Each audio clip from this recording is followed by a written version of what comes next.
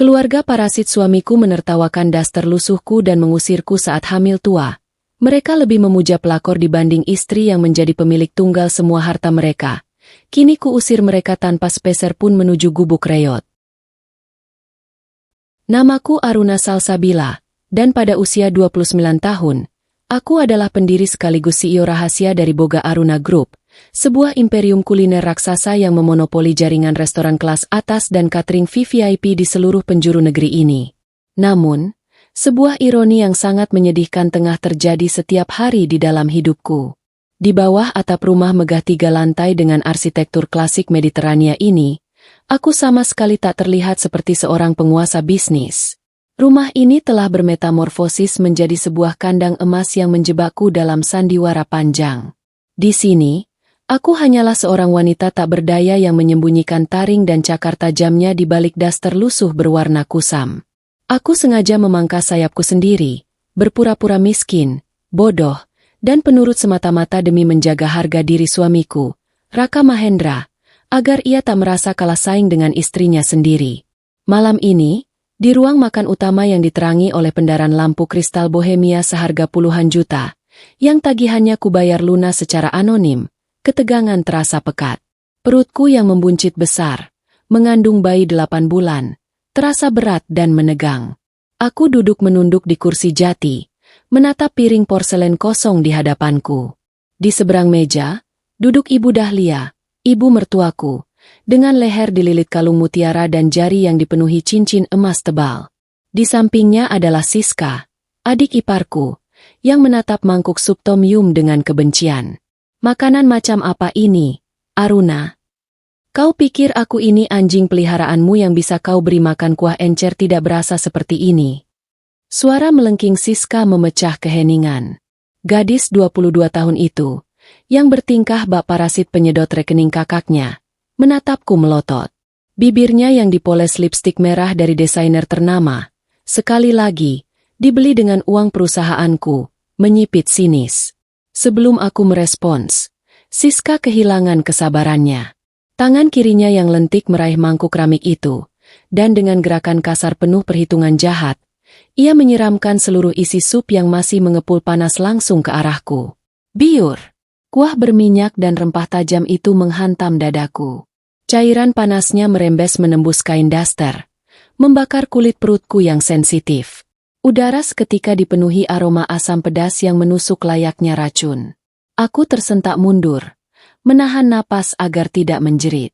Secara refleks, kedua tanganku memeluk erat perut besarku, melindungi nyawa tak berdosa yang sedang tertidur di dalam sana dari kekejaman bibinya sendiri. Bukannya terkejut, Siska justru tertawa meremehkan. Tawa itu disambut oleh dengusan dingin Ibu Dahlia.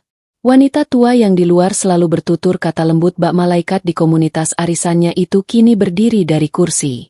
Ia berjalan mengitari meja dengan langkah pelan namun syarat arogansi. Siska benar. Kau ini memang tidak bisa melakukan apapun dengan benar. Mengurus makanan saja tidak becus. Apalagi mengurus Raka, desis Ibu Dahlia. Ia menatap cairan merah yang menetes ke karpet Persia impor. Di matanya, aku bukan menantu yang mengandung cucunya. Di matanya, aku hanyalah seekor benalu yang menumpang hidup dan merusak pemandangan di rumah mewah putranya. Tanpa aba-aba, Ibu Dahlia mengangkat tangan kanannya yang dihiasi gelang emas tebal. Plak! Tamparan keras mendarat di pipi kiriku. Cincin berlian palsunya menggores kulitku, meninggalkan sensasi panas menyengat. Telingaku berdenging. Kepalaku pusing terguncang. Namun aku memaksakan otot leherku untuk tidak goyah dan menahan air mata. Aku membiarkan rasa sakit dari tamparan itu dan perihnya luka bakar di kulit perutku terserap ke dalam pori-pori, mengubah kesedihanku menjadi amarah yang absolut dan sistematis. Ingat tempatmu di rumah ini, Aruna. Kau hanya numpang hidup pada kesuksesan Raka. Kalau bukan karena anakku yang berbaik hati memungutmu, kau pasti sudah mati menjadi gelandangan di pinggir jalan. Jangan berani menatap kami dengan wajah bodohmu itu, teriak Ibu Dahlia. Urat di leher keriputnya menonjol. Nafasnya memburu, merasa berkuasa menaklukkan mangsa yang lemah. Ibu benar. Mas Raka terlalu hebat untuk perempuan kumal sepertimu. Harusnya dia mencari istri yang selevel dengannya, bukan perempuan yang cuma bisa menghabiskan uang suami. Timpal Siska dengan congkak, kembali duduk bersilang kaki. Ia memandangku seperti melihat sampah sejarah yang harus segera disingkirkan. Mereka pasti sedang merencanakan jalan masuk untuk seorang pelakor murahan yang belakangan ini sering meninggalkan jejak parfumnya di kemeja Raka. Aku menundukkan wajahku dalam-dalam. Di luar, aku tampak seperti istri pasrah yang jiwanya hancur. Aku membiarkan bahuku bergetar pelan, menciptakan ilusi ketakutan. Namun, di dalam kepalaku yang dingin, tidak ada duka cita. Yang ada hanyalah deretan angka, kalkulasi finansial, dan pasal hukum yang berbaris rapi layaknya algojo. Mereka tidak menyadari dengan siapa mereka berhadapan. Tamparan dan siraman ini adalah kesalahan paling fatal dan mahal. Saat ini juga, di dalam benakku, aku resmi mengaktifkan mode kehancuran. Aku menghitung setiap tetes sup yang mengotori lantai marmer ini, mengubahnya menjadi nominal tuntutan kerugian dalam gugatan perdata yang sebentar lagi akan mencekik mereka. Otakku merajut perangkap berduri. Besok pagi, pukul 8 saat mereka tertidur, aku akan memerintahkan tim legalku meluncurkan audit forensik senyap terhadap semua dokumen keuangan Raka. Aku tahu suamiku memanipulasi kas untuk foya-foya ibunya dan membelikan tas Siska. Aku akan diam-diam mencabut hak veto yang selama ini kuberikan padanya dalam operasional anak perusahaanku, menjadikannya direktur tanpa gigi yang siap kupecat. Ibu Dahlia sangat membanggakan rumah ini, bukan? Dia pikir rumah istana ini hasil keringat Raka. Dia tidak tahu bahwa sertifikat tanah dan bangunan ini 100% tercatat atas nama entitas perusahaanku. Semua kekayaan yang mereka nikmati hanyalah ilusi kepemilikan. Dalam waktu dekat, aku akan merancang manuver finansial yang mengubah aset kebanggaan Raka menjadi tumpukan aset beracun. Aku tidak akan membiarkan mereka menikmati sepeser pun capital gain dari investasiku. Cepat bersihkan lantai kotor ini. Jangan sampai Raka pulang dan melihat kekacauan ini. Titah Ibu Dahlia sebelum ia membalikkan badan dengan angkuh. Wanita tua itu melangkah ke ruang keluarga, membiarkanku membersihkannya. Siska menyusul tepat di belakang ibunya, sengaja menendang kaki kursiku saat melintas, tertawa tanpa empati. Aku tetap menunduk. Tangan kananku mengelus perutku lembut, merasakan tendangan kecil dari bayi di dalam sana. Sabar, sayang. Mama sedang merancang masa depan cerah untuk kita, yang dibangun tegak di atas puing kehancuran mereka. Bisikku dalam hati. Rasa perih ini hanyalah investasi kecil untuk kepuasan jangka panjang. Ketika saat yang tepat tiba, aku tidak hanya menjatuhkan tala perceraian kepada Raka. Aku akan menjadi eksekutor yang memastikan nama mereka terdaftar di blacklist BI, menutup rapat celah bagi mereka untuk bernapas di dunia perbankan. Aku akan memicu sistem auto-debit dari server induk yang secara brutal mengosongkan seluruh portofolio keuangan ilusif mereka dalam hitungan detik. Dan pada hari penghakiman itu, aku berjanji akan melihat Ibu Dahlia dan Siska diseret keluar dari rumah ini tanpa alas kaki. Aku memastikan kulit mereka yang terbiasa AC dingin akan merasakan gigitan nyamuk di gubuk reot pinggiran kota. Aku pastikan hidung mereka yang terbiasa parfum desainer akan terbiasa dengan bau selokan yang menyengat. Biarkan mereka tertawa malam ini. Biarkan mereka merasa menang. Karena besok pagi, sandiwara sebagai istri pasrah ini masih berlanjut. Tetapi jam pasir menuju malapetaka finansial mereka telah resmi kubalik. Setengah jam setelah insiden memalukan itu berlalu, deru mesin mobil mewah Eropa terdengar menderu memasuki pelataran pekarangan rumah. Itu adalah mobil SUV keluaran terbaru seharga 2,5 miliar rupiah. Sebuah kendaraan yang dibeli murni dari suntikan dana siluman yang kuberikan melalui dalih, bonus kinerja tahunan, dari perusahaan. Raka Mahendra, pria yang 7 tahun lalu berjanji dengan suara lantang akan melindungiku di altar pernikahan, kini melangkah masuk ke ruang makan. Sepatunya yang mengkilap beradu tajam dengan lantai marmer, menciptakan gema otoritas palsu yang selalu ia pamerkan. Aku masih bersimpuh lemas di lantai, mengenakan daster lusuh yang kini berbau anyir dan asam akibat tumpahan sup. Tisu, kain lap, dan pecahan keramik berserakan di sekitarku. Otot punggungku menjerit nyeri menahan beban perut yang hamil 8 bulan. Tapi aku menahan erangan itu di ujung tenggorokan. Ada apa ini? Kenapa rumah bau sekali seperti tempat sampah? Suara bariton Raka menggema, dipenuhi nada ketidaksukaan. Ibu Dahlia, yang sejak tadi duduk santai menonton televisi di ruang keluarga, segera menghampiri putra kebanggaannya itu. Ia dengan sigap memasang wajah korban yang terzalimi, sebuah keahlian teatrikal manipulatif yang patut diacungi jempol. Lihat istrimu yang tidak berguna itu. Raka. Ibu sudah susah payah menyuruh Siska membelikan makan malam dari restoran mahal agar dia mendapat asupan gizi. Tapi Aruna malah sengaja menumpahkannya ke lantai karena dia tidak suka menunya. Dia marah-marah dan memaki kami. Dia benar-benar tidak tahu diuntung. Fitnah menjijikan yang keluar dari bibir wanita tua itu mengalir begitu mulus, tanpa sedikit pun jeda keraguan di matanya. Raka menatapku dengan sorot mata merendahkan dari ujung rambut hingga ujung kaki. Tidak ada sebersit pun raut kekhawatiran melihat istrinya yang sedang hamil tua berlutut mengepel lantai yang licin. Di matanya, aku bukanlah seorang pasangan hidup, melainkan sekadar properti usang yang kebetulan rusak dan merusak pemandangan di istana ilusinya. Aruna, bisa tidak sehari saja kamu tidak membuat ibuku stres? Kamu itu cuma numpang hidup di sini, memakan fasilitas yang kubayar dengan keringatku. Setidaknya jadilah istri yang berguna sedikit. Bersihkan itu sampai benar-benar bersih. Jangan sampai ada noda lengket yang tertinggal di lantai marmerku. Bentak Raka tanpa setitik pun belas kasihan. Aku mendongak perlahan, menatap wajah pria tampan yang kini terasa begitu asing dan memuakan. Iya, Mas. Maafkan aku, tanganku tadi licin. Balasku dengan nada parau yang dibuat-buat, merendahkan intonasiku dan memainkan peranku sebagai istri miskin yang tertindas dengan sangat sempurna. Raka mendengus kasar, memutar bola matanya muak. Ia berjalan melewatiku dengan angkuh.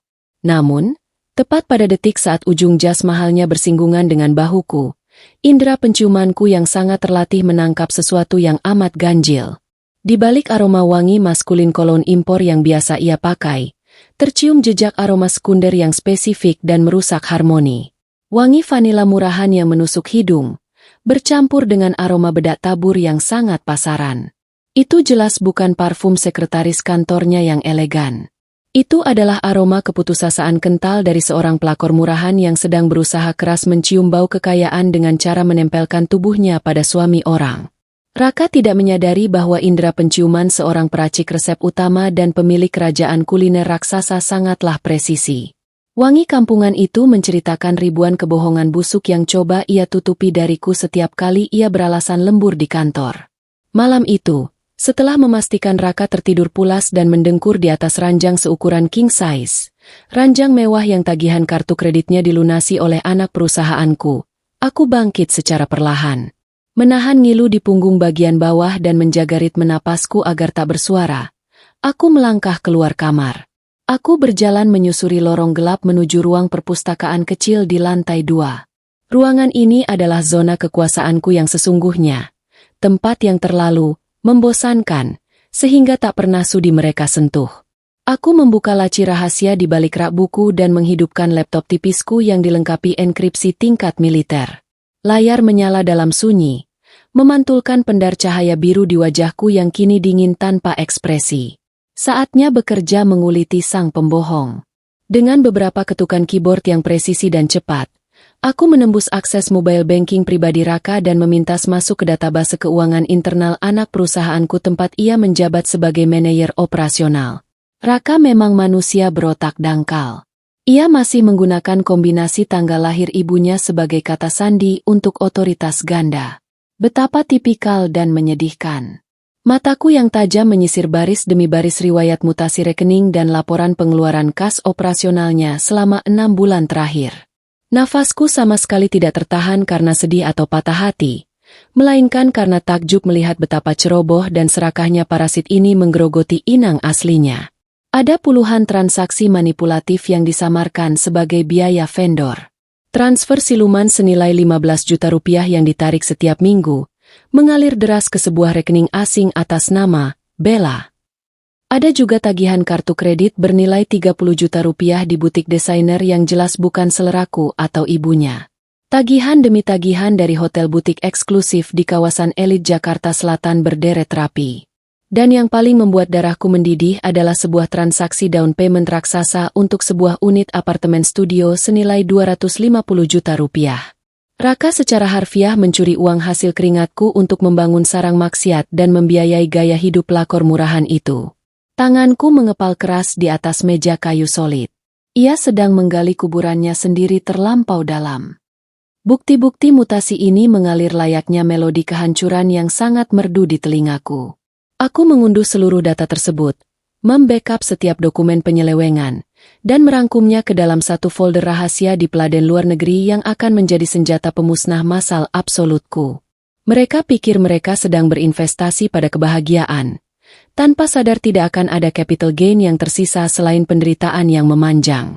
Raka merasa sangat pintar karena bisa memanipulasi kas kecil operasional, tanpa sedikit pun sadar bahwa ia sedang diawasi dari atas oleh pemilik portofolio raksasa yang sesungguhnya. Aku tertawa sinis di dalam hati. Jika dia pikir dia memegang kendali atas dompet dan hidupku, dia sedang bermimpi di siang bolong. Besok pagi, tepat pada jam kerja, aku akan menghubungi tim kuasa hukum korporatku yang paling kejam dan tanpa ampun. Aku akan memerintahkan mereka meluncurkan audit forensik secara menyeluruh dan senyap ke divisi Raka, bukan untuk menyelamatkan perusahaan, tetapi untuk memaku rapat-rapat peti mati karirnya. Aku akan merancang struktur hukum yang mustahil dipatahkan. Seluruh dana yang ia curi akan dikonversi menjadi status pinjaman pribadi berbunga maksimal dari perusahaanku. Aku tidak akan membiarkan ada 1 rupiah pun kerugian bersarang di neraca keuanganku. Setiap tas desainer yang ia belikan untuk Siska, setiap gram perhiasan yang ia pakaikan di leher Ibu Dahlia, dan setiap meter persegi lantai marmer apartemen pelakornya, akan masuk dalam daftar gugatan perdata yang akan memiskinkan mereka 7 turunan tanpa ampun. Dalam kesunyian ruang perpustakaan yang dingin ini, aku mengakses panel admin dan diam-diam mencabut hak veto Raka atas semua pencairan dana yang bernilai di atas 10 juta rupiah. Ia tidak akan menyadari jebakan ini sampai pada detik di mana ia paling membutuhkan likuiditas. Sistem autodebit terselubung yang akan menyedot habis gajinya untuk membayar kredit siluman juga sudah kusiapkan di sistem pusat. Keluarga itu dengan angkuhnya menyebutku benalu, sementara kenyataannya merekalah parasit menjijikan yang menghisap darah dan keringatku. Siska dan ibunya menganggapku sampah sejarah yang bisa diinjak dan dibuang kapan saja. Mari kita saksikan bersama, ketika badai itu tiba, siapa yang akan benar-benar berakhir sebagai gelandangan yang menangis meratapi nasib. Mereka akan dipaksa tidur meringkuk di sudut gubuk reot dengan bau selokan yang menguar tajam menyelimuti pori-pori kulit mahal mereka. Aku menatap lurus pantulan wajahku di layar laptop yang mulai meredup perlahan. Mata yang pada awal pernikahan dulu memancarkan kepolosan dan cinta tulus, kini hanya menyisakan perhitungan matematis yang absolut. Tahap pertama dari operasi likuidasi aset secara menyeluruh telah selesai kujalankan. Aku mengunci rapat sistem, menghapus jejak log akses, dan mengembalikan laptop itu ke sarangnya. Saat aku kembali melangkah ke kamar utama dan membaringkan tubuhku yang kaku di samping Raka, aku tidak lagi merasa seperti seorang istri yang dikhianati. Aku adalah hakim ketua, juri penentu, dan eksekutor tunggal yang hanya tinggal menunggu jarum jam berdetak ke waktu yang tepat untuk menjatuhkan palu kematian. Nikmatilah tidur nyenyakmu yang tak berlangsung lama, Raka. Karena sebentar lagi, semua ilusi kekayaan yang kau sombongkan akan meledak menjadi tumpukan aset beracun yang menenggelamkan lehermu. Dan aku sendiri yang akan memastikan namamu tercetak tebal dengan tinta merah di blacklist BI, sehingga kau tidak akan pernah bisa meminjam uang receh sekalipun. Bahkan hanya untuk membeli sebungkus nasi basi.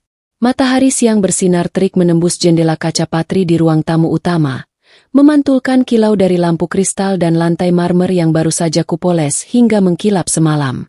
Hari ini adalah hari Kamis minggu kedua. Jadwal rutin di mana rumah megah yang kusebut sebagai kandang emas ini diinvasi oleh gerombolan sosialita palsu kawan-kawan Ibu Dahlia. Udara di dalam ruangan kini berbaur pekat dengan berbagai macam aroma parfum desainer yang saling bertabrakan, menciptakan wangi menyengat yang membuat perut besarku sedikit mual dan pusing. Di tengah ruangan, meja makan panjang bergaya Victoria telah disulap menjadi area perjamuan yang luar biasa mewah dan mengesankan. Nampan-nampan perak berisi sajian kuliner kelas Wahid berderet rapi tanpa celah. Ada Wagyu beef Wellington dengan saus trufle hitam, Hokkaido scallop panggang dengan puree asparagus, hingga beluga caviar yang disajikan di atas blini hangat yang mengepul pelan. Belasan pelayan berseragam rapi dengan emblem emas bertuliskan Boga Aruna Group, berdiri tegak di sudut ruangan, memasang wajah profesional, siap melayani setiap jentikan jari para tamu yang menuntut pelayanan prima. Ibu Dahlia berdiri di pusat perhatian, mengenakan gaun sutra berwarna zamrud dan memamerkan set perhiasan yang ia klaim sebagai berlian asli dari Eropa. Tawanya menggelegar ke seluruh penjuru ruangan, penuh dengan kebanggaan semu yang memabukkan dan menggelikan. Aduh, Jeng Dahlia, catering arisan kali ini luar biasa sekali, ya? Ini kan dari Boga Aruna Group yang sangat eksklusif dan terkenal itu? Antreannya saja bisa berbulan-bulan loh untuk acara private. Raka pasti mengeluarkan uang yang tidak sedikit untuk menjamu kita hari ini. Puji salah satu temannya, seorang wanita parubaya dengan riasan wajah yang terlalu tebal dan tas tangan mencolok. Ibu Dahlia mengibaskan tangannya dengan gaya aristokrat murahan yang selalu ia latih di depan cermin. Oh, tentu saja, Jeng. Anakku Raka itu memang manajer yang sangat cerdas dan sukses. Baginya, uang puluhan juta untuk catering seperti ini hanya uang receh yang tak seberapa. Dia selalu ingin memberikan yang terbaik untuk ibunya tercinta. Tidak seperti seseorang di rumah ini yang bisanya cuma menghabiskan beras dan membebani pikiran putraku. Sengatan verbal itu sengaja diarahkan langsung kepadaku. Saat itu, aku sedang berjalan tertatih dari arah dapur basah, membawa nampan kayu berisi tambahan gelas kristal untuk minuman mereka.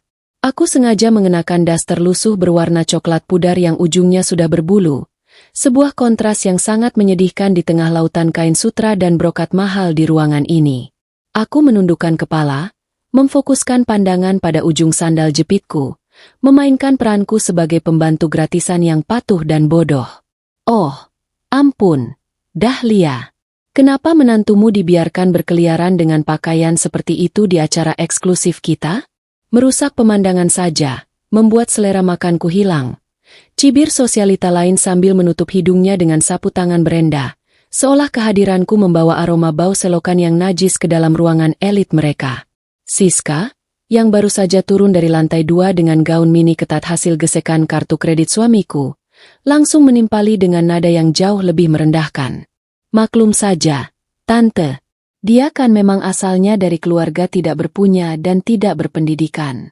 Sudah bagus Mas Raka masih mau menampung benalu sepertinya di rumah ini. Kalau tidak ada kebaikan hati Mas Raka, dia pasti sudah jadi gelandangan di pinggir jalan sana. Wajar kalau mentalnya masih mental orang miskin yang kerjanya cuma numpang hidup. Ruangan itu meledak dalam tawa renyah yang penuh penghinaan dan ejekan.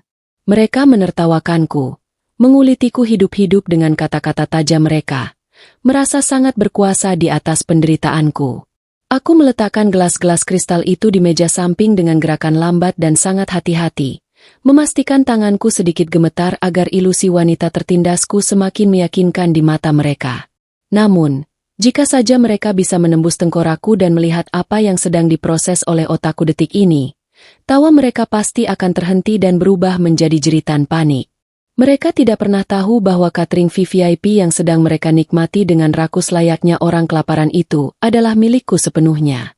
Perusahaan catering eksklusif itu berdiri megah di bawah payung Boga Aruna Group, kerajaan bisnis yang kuberdirikan 5 tahun lalu dengan darah, keringat, dan kejeniusanku.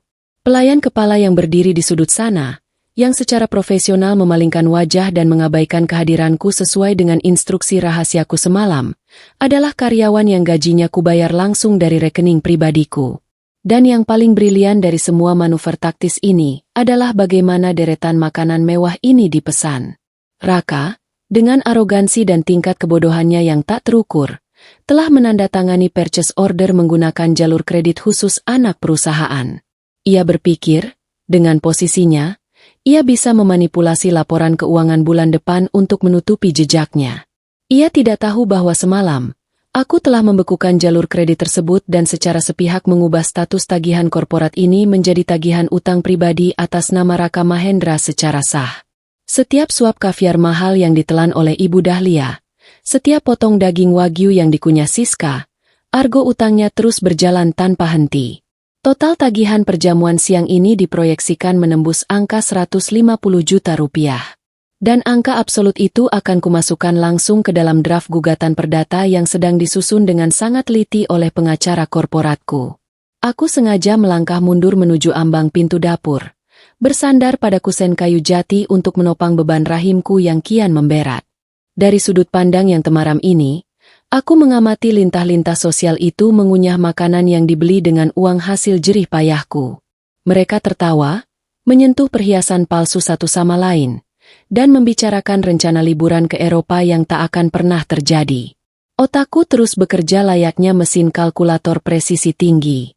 Setiap piring yang kosong, setiap botol minuman yang terbuka, secara matematis semakin memperdalam jurang kebangkrutan Raka.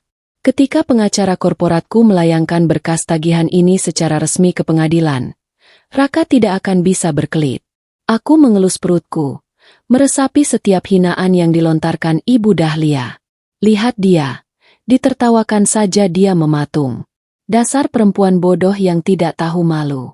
Raka memang harus segera mencarikan pengganti yang lebih pantas untuk merawat rumah ini. Kudengar Raka sedang dekat dengan perempuan karir cantik yang punya apartemen mewah sendiri, jauh lebih berkelas daripada sampah sejarah ini. Ibu Dahlia secara terang-terangan mempromosikan pelakor murahan itu di depanku. Betapa butanya parasit ini. Ia tidak menyadari bahwa ia sedang menari di atas tanah bergeser. Seluruh kemewahan ini sedang dalam proses likuidasi aset yang sistematis. Aku sedang mengawasi jalannya audit forensik yang akan menyapu bersih ilusi kekayaan mereka, mengubah rumah ini menjadi aset beracun yang akan mencekik leher mereka.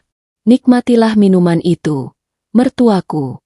Karena ketika sistem autodebit rahasiaku mulai memotong setiap rupiah dari rekening Raka, kalian bahkan tidak akan sanggup membeli setetes air mineral. Aku akan memastikan nama kalian tercoret tebal di blacklist BI, menghancurkan seluruh portofolio palsu kalian. Sebagai seorang eksekutor, balasan terbaikku adalah dokumen hukum. Pada hari penghakiman nanti, kalian hanya akan memiliki sebuah gubuk reot dengan bau selokan yang menyengat sebagai sisa harga diri kalian. Pesta ini selesai untukku. Kini saatnya badai sunyi itu bekerja. Pukul 2 dini hari. Saat seisi rumah terlelap dalam ilusi kemewahan yang fana, aku duduk tegak di ruang kerja rahasiaku yang kedap suara. Layar monitor memancarkan pendar cahaya kebiruan, menyorot wajahku yang tak lagi menyiratkan kepolosan, melainkan ketajaman seorang eksekutor berdarah dingin. Di seberang sambungan video terenkripsi, wajah tegas Bapak Hermawan, pengacara korporat paling ditakuti di ibu kota sekaligus tangan kananku, tampak mengangguk pelan. Semua draft sudah siap, Ibu Aruna. Berkas ini bukan sekadar pemindahan tanggung jawab, melainkan sebuah guillotine finansial, ujar Hermawan, suaranya berat dan terukur. Begitu Raka membubuhkan tanda tangannya di halaman ketiga, secara otomatis ia menyetujui pencabutan hak veto miliknya secara permanen. Lebih dari itu, klausul tersembunyi ini mengikatnya secara hukum atas segala temuan audit forensik yang sedang kita jalankan. Seluruh dana siluman yang ia gunakan akan resmi menjadi utang pribadi berbunga majemuk. Aku menyunggingkan senyum tipis yang tak mencapai mata. Sempurna. Pastikan tidak ada celah arbitrase. Jadikan setiap properti dan kendaraan atas namanya sebagai jaminan yang langsung hangus. Aku ingin mengubah seluruh kebanggaannya menjadi aset beracun yang akan mencekiknya pelan-pelan. Tentu, Bu. Begitu dokumen ini disahkan, kita bisa langsung mendaftarkan gugatan perdata ke pengadilan. Dia tidak akan mendapatkan Rp1 pun capital gain dari investasinya selama ini. Namanya akan langsung masuk ke blacklist BI tanpa peringatan. Aku menutup panggilan itu dengan kepuasan yang mengalir dingin di nadiku. Besok pagi adalah waktu eksekusi. Aku hanya perlu membuat parasit arogan itu menandatangani kontrak kematiannya sendiri. Dan aku tahu persis bagaimana memanfaatkan kelemahannya, arogansi dan kemalasan absolutnya.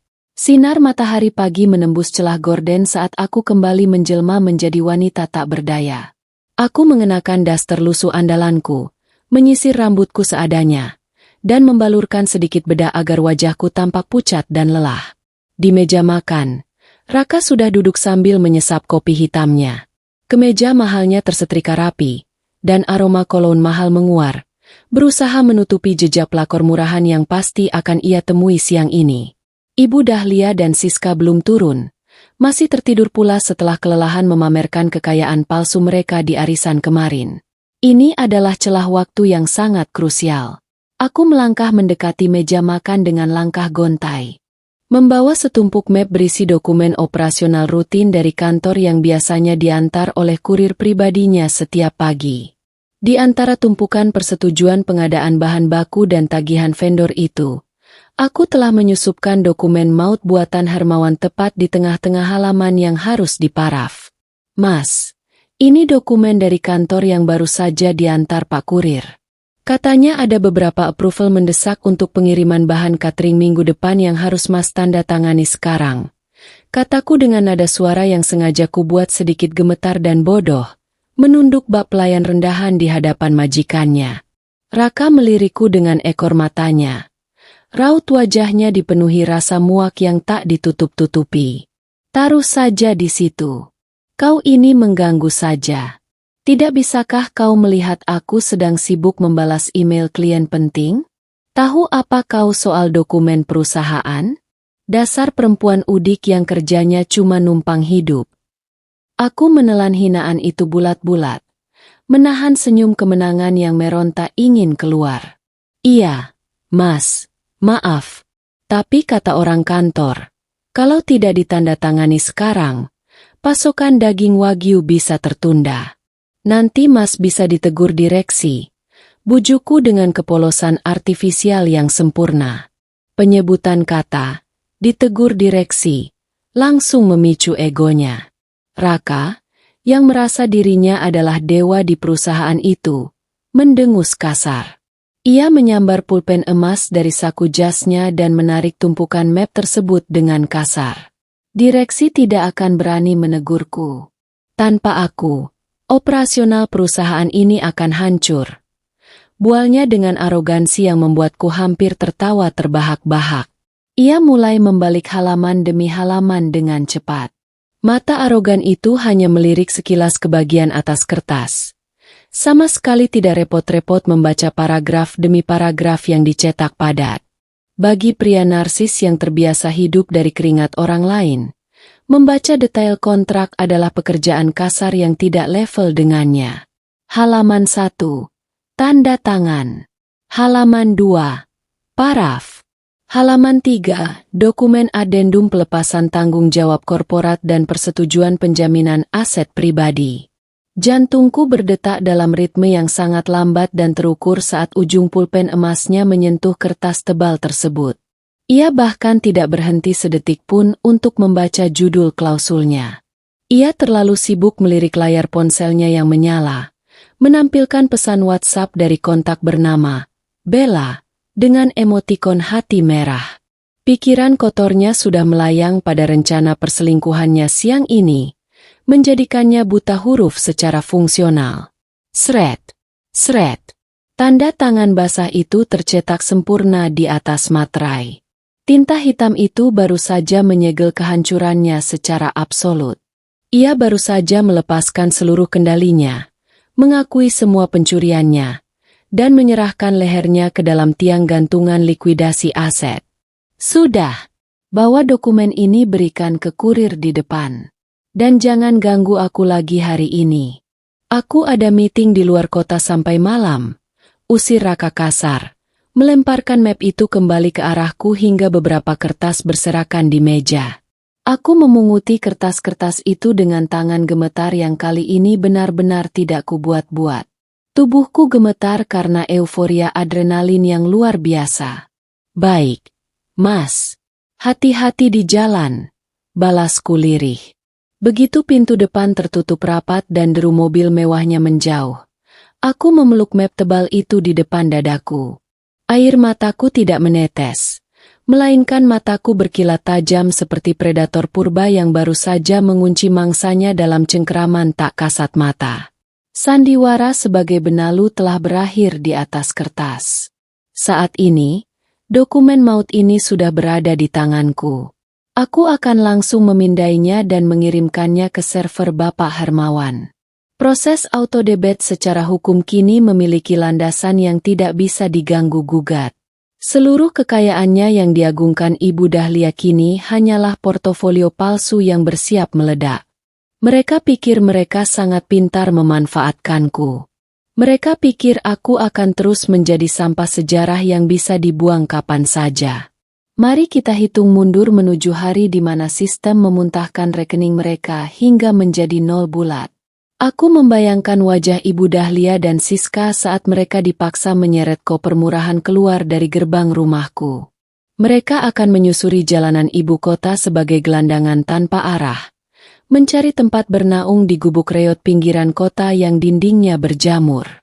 Hidung sombong mereka tidak akan lagi menghirup wangi parfum Eropa, melainkan bau selokan yang mampat dan menyengat. Pembalasan sejati tidak membutuhkan teriakan atau amukan fisik. Pembalasan sejati adalah tentang perhitungan matematis yang sunyi. Hari ini, di balik daster lusuh ini, sang ratu telah meletakkan bidak skakmatnya di atas papan catur.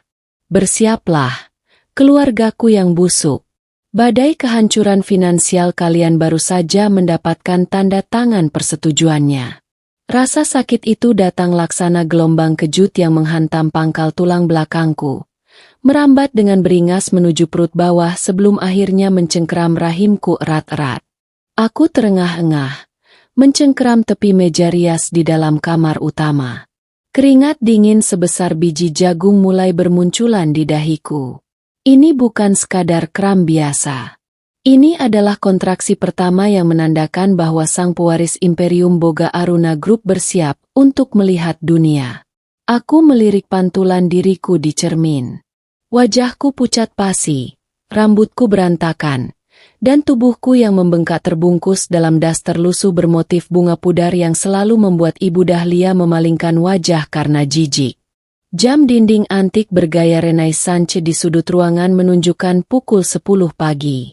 Di seberang ruangan, Raka sama sekali tidak mempedulikan eranganku yang tertahan. Suamiku itu justru sibuk berkaca, merapikan kerah kemeja linen mahalnya. Pakaian santai seharga 5 juta rupiah yang dibelinya menggunakan uang curian dari kas operasional perusahaanku. Ia menyemprotkan kolon aroma mask yang tebal, bersiap untuk sebuah perjalanan dinas darurat ke Bali. Tentu saja, aku sangat tahu bahwa tiket pesawat kelas bisnis yang ia pesan tidak hanya untuk satu orang. Ada nama pelakor murahan itu di kursi sebelahnya. Mas Raka, panggilku.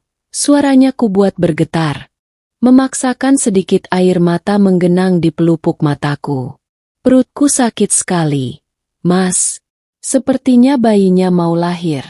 Tolong bawa aku ke klinik. Mas, aku tidak kuat.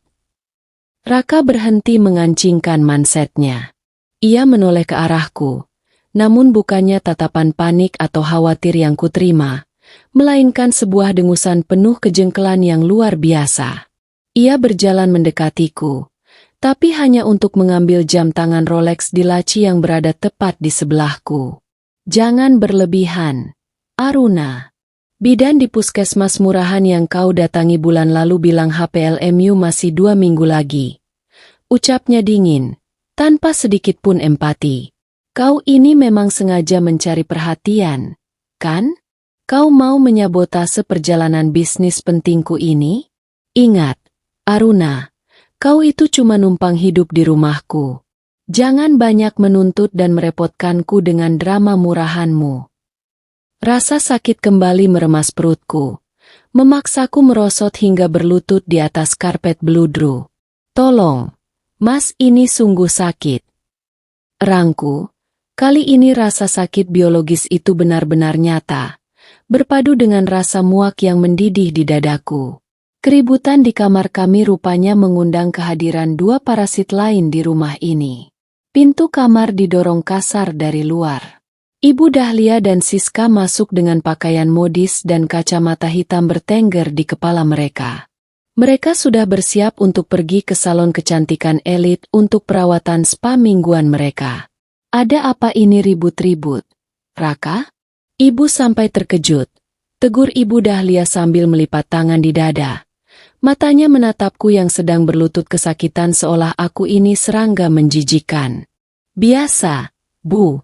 Benalu ini mulai drama lagi karena tahu aku mau dinas keluar kota. Pura-pura sakit perut minta diantar ke klinik. Jawab Raka santai sambil menutup koper Rimowa miliknya. Siska tertawa meremehkan. Ya ampun, Mbak Aruna. Kalau memang mau melahirkan, ya tinggal telepon taksi online saja ke puskesmas. Jangan manja. Mas Raka ini orang sibuk. Dia direktur, bukan supir pribadimu. Makanya jadi orang itu jangan kebiasaan miskin. Sedikit-sedikit mengemis minta ditolong. Dasar sampah sejarah. Ibu Dahlia mengangguk setuju. Menatapku dengan kebencian absolut. Tinggalkan saja dia, Raka. Biar dia sadar diri. Perempuan yang tidak punya uang dan status memang selalu menggunakan rasa iba untuk memanipulasi keadaan. Ayo Siska, kita berangkat spa. Dan Raka, hati-hati di jalan. Sayang, nikmati liburan. Maksud ibu, pekerjaanmu. Raka mengambil kopernya. Berjalan melewatiku yang masih meringkuk di lantai. Ujung sepatu kulit mahalnya nyaris menyentuh jemariku. Kunci pintu kamar ini dari luar. Siska. Biar dia merenung di dalam dan tidak mengotori rumah saat kita pergi. Kalau perutnya sudah tidak sakit, baru biarkan pembantu membukanya nanti sore. Klik. Pintu oa tebal itu tertutup rapat. Terdengar bunyi kunci diputar dari luar. Disusul suara langkah kaki mereka bertiga yang menjauh. Diiringi gelak tawa yang menggema di lorong. Mereka benar-benar mengunciku. Seorang wanita yang sedang bertarung nyawa untuk melahirkan. Sendirian di dalam kamar. Di mata mereka, membiarkanku menderita adalah sebuah hiburan. Sebuah penegasan atas kekuasaan ilusif mereka. Suara mesin mobil Eropa Raka menderu meninggalkan garasi. Disusul mobil sedan Siska. Keheningan yang pekat dan absolut perlahan menyelimuti rumah megah ini. Begitu deru mesin terakhir menghilang dari pendengaran, sandiwaraku menguap tanpa sisa.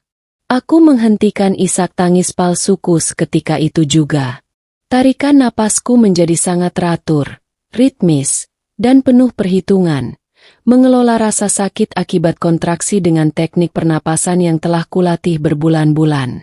Aku bangkit berdiri perlahan, berpegangan pada pinggiran ranjang. Wajahku yang tadi memelas kini berubah keras, dingin layaknya marmer beku. Mata yang tadinya sayu kini memancarkan aura seorang eksekutor tak berbelas kasihan.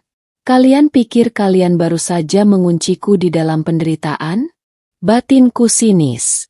Kalian baru saja mengunci diri kalian sendiri di dalam peti mati. Dengan langkah mantap meski harus menahan nyeri yang datang dan pergi, aku berjalan menuju lemari pakaian. Aku menggeser panel rahasia di bagian belakang, menekan kode sidik jari, dan mengambil sebuah ponsel satelit hitam yang tak pernah dilacak oleh jaringan manapun. Aku menghubungi nomor khusus yang hanya diketahui oleh 3 orang di dunia ini. Halo, Nyonya Aruna. Suara bariton seorang pria menjawab seketika pada dering pertama. Ia adalah kepala keamanan pribadiku. Jemput saya sekarang. Operasi persalinan VIP diaktifkan. Dan hancurkan pintu kamarku ini dalam 10 menit. Perintahku dengan nada datar yang mengiris udara. Hanya butuh 7 menit hingga terdengar suara dobrakan profesional yang sangat presisi menghancurkan kunci pintu kamarku. 2 pria berjas hitam masuk, membawa kursi roda dan selimut kasmir tebal. Mereka membawaku menuruni tangga rumah yang sepi ini, memasukkanku ke dalam kabin Maybach anti peluru yang telah menunggu di pintu belakang. Tidak ada taksi online, tidak ada puskesmas murahan. Aku meluncur membelah jalanan ibu kota menuju sayap VVIP di rumah sakit internasional paling eksklusif yang saham mayoritasnya adalah milik perusahaanku.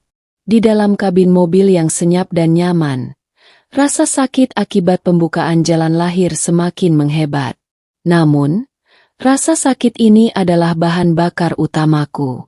Aku mengambil ponsel satelitku kembali dan menghubungi Hermawan.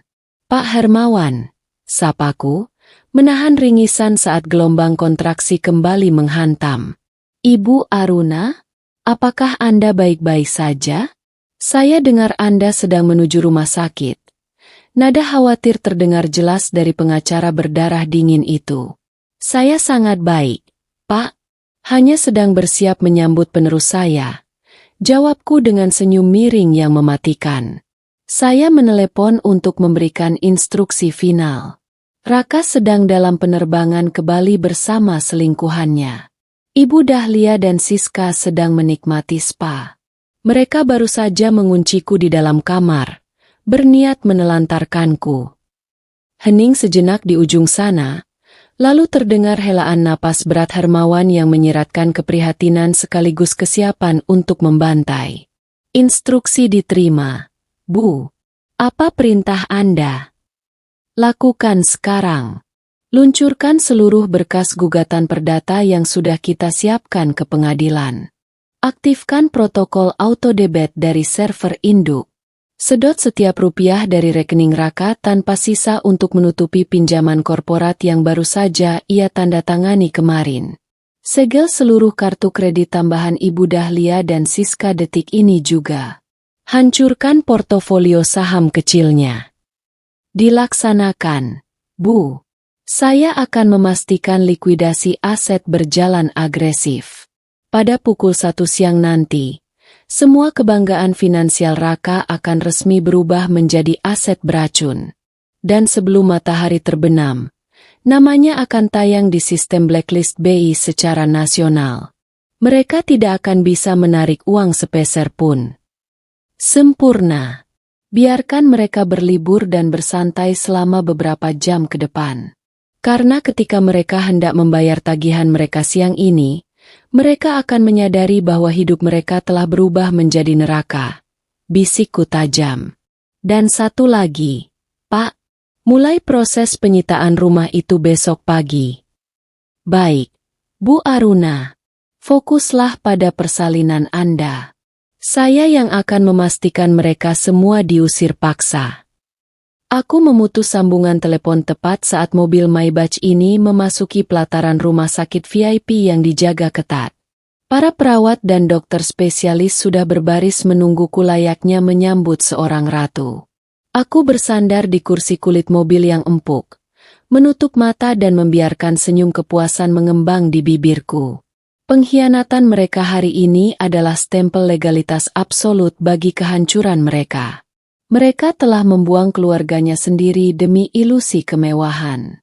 Maka aku akan memastikan, sisa hidup mereka akan dihabiskan untuk meratapi ilusi itu. Mereka yang dulu begitu jijik melihat daster lusuh ini, akan segera merasakan bagaimana hinanya ditendang ke jalanan sebagai gelandangan. Kulit mereka yang terbiasa dirawat di spa mahal itu sebentar lagi hanya akan mengenal lantai kotor di sebuah gubuk reot. Paru-paru mereka yang terbiasa menghirup wangi parfum Eropa akan segera disesakkan oleh bau selokan yang pekat. Hukuman ini bukan sekadar tentang uang. Ini tentang pemusnahan harga diri hingga ke akar-akarnya. Bersiaplah melahirkan ke dalam kemiskinan abadi, Raka. Karena sang ratu kuliner baru saja menghidangkan menu pembuka dari neraka. Ruang bersalin Presidential Suite di Rumah Sakit Internasional Medika Utama terasa bagaikan suaka berlapis emas yang menenangkan. Aromaterapi lavender dan chamomile menguar lembut di udara, perlahan menggantikan bau anyir, debu, dan kuah makanan yang sebelumnya menempel erat pada daster lusuh yang kini telah kubuang jauh-jauh ke dalam keranjang limbah infeksius. Aku berbaring di atas ranjang hidrolik mutakhir berlapis kain antibakteri paling mahal, dikelilingi oleh 5 orang dokter spesialis dan perawat berwajah tegang namun memancarkan fokus yang luar biasa tajam. Lampu operasi memancarkan cahaya terang benderang yang presisi, menerangi kanvas persalinanku. Disinilah aku, wanita yang mereka ludahi dengan sebutan benalu dan sampah sejarah, sedang bertarung nyawa untuk melahirkan pewaris tunggal dari kerajaan bisnis kuliner bernilai triliunan rupiah. Rasa sakit yang merobek rahimku semakin menjadi-jadi, naik dalam grafik intensitas yang nyaris tak tertahankan. Setiap kontraksi terasa seperti ribuan jarum tebal yang ditusukkan serentak ke dasar tulang panggulku. Keringat deras membasahi dahi, membaur dengan air mata perjuangan biologis yang tak bisa lagi kutahan. Namun, alih-alih menjerit histeris memanggil nama suami pengkhianat itu untuk meminta pertolongan, aku menyalurkan seluruh rasa sakit ini menjadi kekuatan absolut yang mematikan. Aku membayangkan wajah congkak Raka, Ibu Dahlia, dan Siska yang tadi pagi mengunciku layaknya binatang pesakitan. Aku membayangkan mereka tertawa lepas, mengira aku sedang menangis memohon belas kasihan sambil numpang hidup pada kedermawanan palsu dan sisa-sisa recehan mereka. Tarik napas panjang, Nyonya Aruna. Pembukaan sudah sempurna. Dorong sekarang. Instruksi dokter kandungan kepala dengan nada tegas yang memecah konsentrasiku.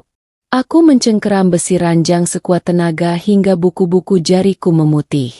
Aku mengumpulkan seluruh dendam, hinaan, perhitungan matematis, dan insting keibuanku ke dalam satu tarikan napas raksasa, lalu melepaskan sebuah dorongan panjang yang menguras habis seluruh energiku. Dan kemudian suara tangisan itu pecah. Suaranya melengking tinggi, membelah udara steril ruangan VVIP, menandakan kemenangan mutlak sebuah kehidupan baru di atas kematian moral musuh-musuhku. Selamat, Nyonya Aruna. Bayi laki-laki yang sangat sehat, sempurna, dan kuat. Ucap dokter dengan senyum lega sambil meletakkan tubuh mungil yang masih merah itu ke atas dadaku. Aku menangis tanpa bersuara. Kali ini, air mata yang tumpah adalah air mata kebahagiaan murni, bukan air mata kelemahan yang biasa kuperlihatkan di rumah itu. Aku mencium kening putraku dengan penuh kelembutan, menghirup aroma khas bayi yang langsung menghapus seluruh sisa penderitaan fisikku. Selamat datang ke dunia, Radeva. Kau adalah pewaris mutlak dari Boga Aruna Group, bukan anak dari seorang pencuri arogan, bisikku dalam hati. 2 jam kemudian, suster dengan sigap memindahkanku ke ruang pemulihan yang dirancang menyerupai penthouse hotel bintang 5. Melalui dinding kaca raksasa di samping ranjang, aku bisa melihat pemandangan ibu kota yang sibuk dari ketinggian. Di saat yang sama, seorang pria berjas abu-abu dengan pin emas di kerahnya melangkah masuk ruangan dengan izin akses keamanan khusus.